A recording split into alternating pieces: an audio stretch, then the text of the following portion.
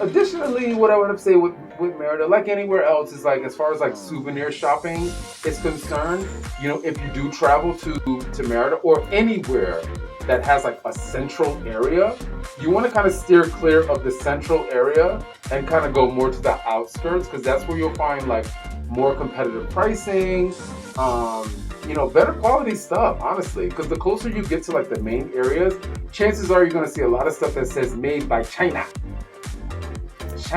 So true. So made try to find authentic. Made in China. Yeah, so you know, Yucatán. so don't get confused. Don't get confused and be like, oh, I went to Cancun and I got this keychain. I went here and got this. Make sure you check the fine print, because it might say made in China, made in Bangladesh, made somewhere not Mexico. So you wanna you wanna try and find something authentic.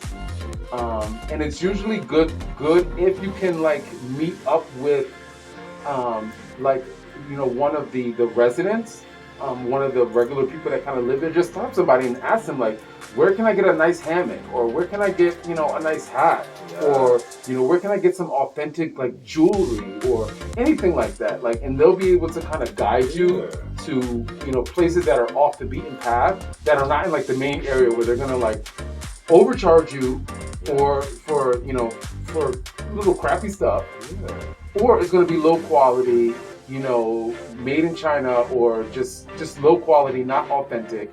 And the idea of traveling for anybody, it should be to support whatever community you're traveling to. Exactly. So if you're traveling to Mexico, the idea should be that you want to support Mexicans. And so you don't want to support China. Like, if you want to support China, go to China. Exactly. You want to support those hardworking, you know, Mexican people who have kids, who are trying to, you know, have a life for themselves. You want to support them. You don't want to support these major manufacturing companies. Like that, it makes no sense, and it kind of loses like the whole notion of traveling abroad. Like, why am I gonna go and why am I gonna go to Mexico to, you know, buy something that I could buy on Amazon that's identical? Like, you don't want to do that. Like, you want to go and, you know, you want to find the people that are making the stuff and support them.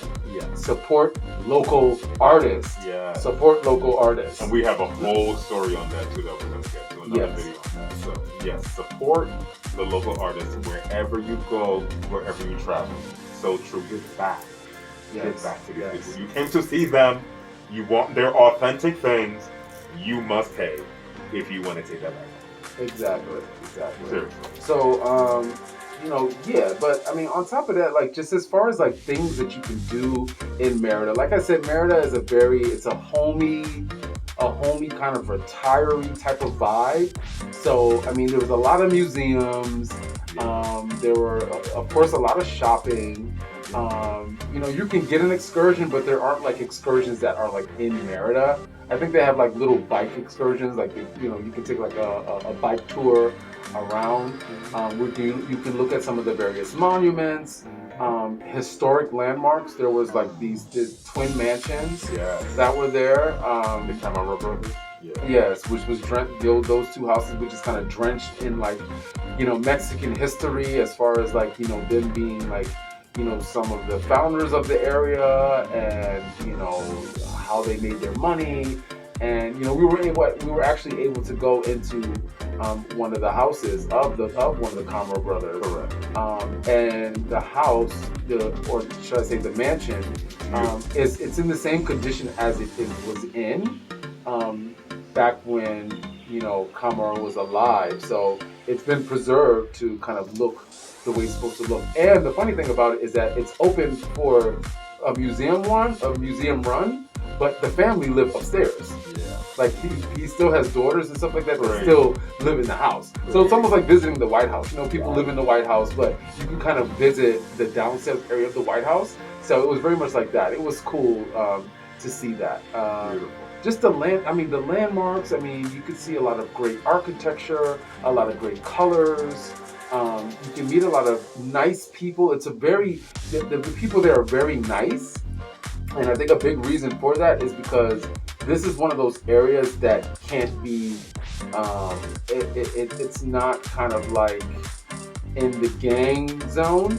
So I mean, it's kind of like off the beaten path. So it's kind of like, from what I've researched, it's an area that is designated for the families of these cartels. A lot of these cartel groups that are notorious in Mexico, they house their family and friends in Merida, and like Merida is like off limits. So you'll find no crime there. It's safe to walk home at night. Like it's safe to be a female. It's just safe overall. It's actually the second safest city in the north, in the northern, in the Americas. I think Quebec is number one. So yeah, I mean, it's very much like that. But on top of like the regular, trying out the Yucatanian food, checking out some of the great museums, checking out the history of chocolate. They have there, you can check out the history of tequila. They have a lot of tequila, museums and things that you can look into there. Making sure you support local artists and, buy things that are made by the people and not made by China or United States or Bangladesh or whatever. But another cool thing that we did is that we went to this spot called Tags. Yes. Shout out to Maurizio. Maurizio is one of the owners there. Maurizio, if you get a chance to watch it. What's up, Maurizio? We actually were able to find this spot from watching the Tangerinis. What's up, Tangerinis? We are fans. Yeah. We've been watching a lot of their videos, and if you're looking for a lot more kind of in-depth information on like traveling to Mexico, things to do in Mexico, and things like that, check them out. It's just they're a little young couple, that has been traveling throughout Mexico, and they have a lot of videos. So it's called the Tangerinis. So they were the ones that actually let us know about this shop called Tags. So basically, it's a shoe store. And they make like these just slip-on, these like slip-on type shoes. Check them out, guys. It has a great sole. Like, you can get these at like an H&M, or you can get them, they have the Toms brand, which you can get at Bloomingdale's and like Macy's. But these here, they have a great sole, various different fabrics that can be used, and they're made by local, they're made by the locals, and by some local women who actually kind of make it at home, like in their house. So it's not like they're not stuck in like a big warehouse somewhere. Like they're at home, and like they're making this stuff at their leisure, and it's great quality. And like these here are like a nod to Karate Kid, as you can see. So if you put them together, you can see like the little Japanese orange sunset and the bonsai tree right there in the middle, and that great white color. So they were really great, and I think I paid like $13 for these, and I think I bought I bought like 6 pairs. I couldn't get any because my feet are too big. Yeah, but they do make stuff custom. So if we would have had more time, he would have been able to get some made custom. So probably the next time that we go back, we'll be able to go and make that one of our first stops. But definitely check out Maurizio and Tags. Another cool thing about this.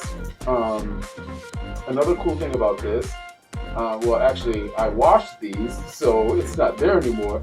But he has like a whole like selection of stamps, so you can actually, once he's done making the shoe, you can actually hand stamp the shoe. And there's shoes that say like "Hecho en Mexico," which means made in Mexico. Just some that says Tags, which is the brand. Merida, Mexico. Just anything, and it's just a cool spot. A cool spot to go there. If you do happen to travel to the Merida area, which is supposed to be the next Tulum, but I don't think so. Anyway. Sorry. It's a relaxed place. It's not a turn-up place to party. Like you said, fling a leg, pepper seeded. Can't do none of that. There ain't nothing to pepper seed over there. You're not flinging anything. Sorry. You're not flinging anything. I'm sorry. Yeah, but I mean, but aside from that, I mean, I would have to say the COVID precautions were Amazing. were 100%. You know, 100%. Where they the way they were handling their COVID precautions was brilliant. I mean, they had these little sanitization like shower things that you can walk through, which kind of like sprinkled you with like the sanitizer. They had rubber things. They had the things you can use for your feet, Yeah, you know, to like kind of like clean your shoes. It was amazing. Hand sanitizer everywhere. Everywhere that you went. Everywhere. Test. Temperature checking. Crazy. Yep. Crazy. Everywhere. Everyone was wearing a mask. You know, you had to wear a mask everywhere you went. You know, they were enforcing the mask everywhere you went. I felt safe. Yeah, I felt really safe. So it's like all the fear that we had in the beginning about, oh, should we travel or should we like not risk it or whatever, was all blown out the window because they were handling it better than like certain places in America. Way better. And I felt more safe being down there on vacay than being up here sitting in my house trying to go to the grocery store trying to get some food. Trying to like, oh my God, is this person gonna bump me? Is this person gonna do this? This the last person that touched this cart or anything. Did they have COVID? Did they sanitize it?